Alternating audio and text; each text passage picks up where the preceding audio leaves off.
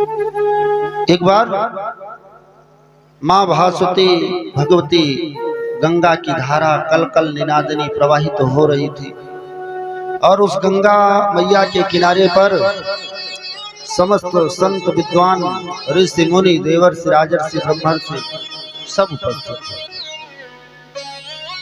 चर्चा चल गई कि आखिर संसार में सबसे बड़ा पापी कौन है, सबसे बड़ा पापी कौन है, इस पृथ्वी पर ऐसा कौन है जो आकर के इस पृथ्वी का भार बन गया।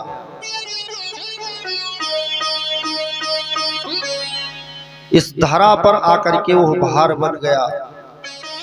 तो लिखते हैं कि चिद बदंती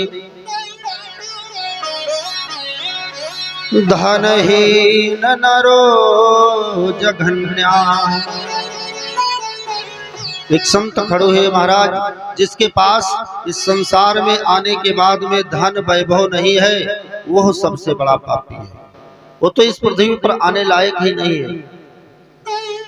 केचिद वदन्ति धनहीन नरो जघन्यः।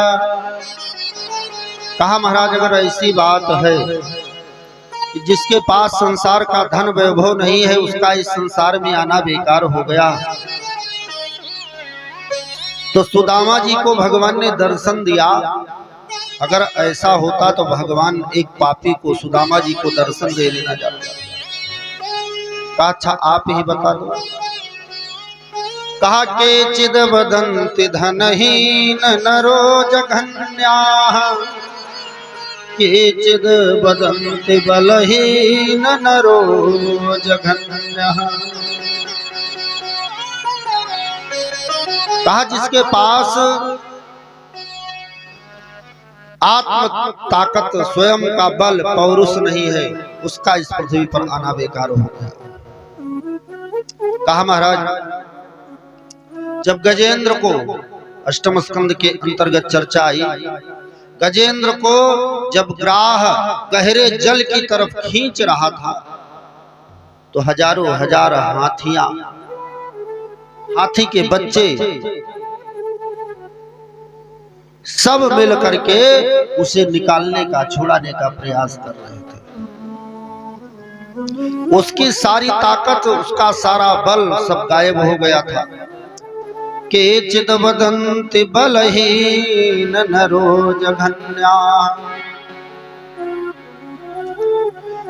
लेकिन जब गजेंद्र ने आवाज लगाई, करुण स्वर में भगवान को पुकारा, तो हमारे ठाकुर जी प्रभु पहुंचे, ग्राह की ग्रीवा को काट करके गजेंद्र के प्राणों की रक्षा किया, मरने और मारने वाले दोनों का उद्धार कर दिया। एक का अपने सुदर्शन से स्पर्श करके और दूसरे को दर्शन दे करके दोनों का उद्धार कर दिया। अगर गजेंद्र पापी होता तो भगवान उसको बचाने के लिए कदापि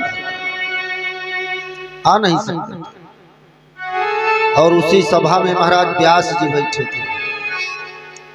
केचिद वदन्ति धनहीन नरो जघन्याः, केचिद वदन्ति बलहीन नरो जघन्याः।